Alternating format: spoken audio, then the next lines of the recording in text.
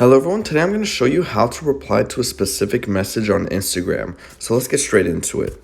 So here you can see I have a message from someone, and if you want to just go ahead and specify a reply to a specific test, like this test one right here, this one that I have right here, you're going to want to grab it, swipe it to the right, and then you can see an arrow pops up. Then after you swipe it, you could see reply to central party rental test. You could say hello or something like that, and you could see you've replied to the text.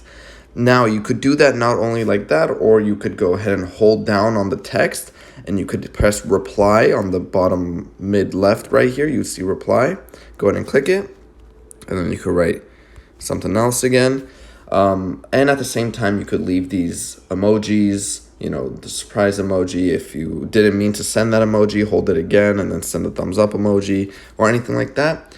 And something that's cool is you can also reply to your own message. So I can hold down on the hello here, and then I could press reply and then write you there or anything like that.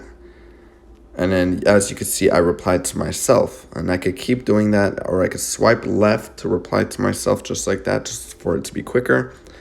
And just like that, you are replying to a specific message that someone sent to you.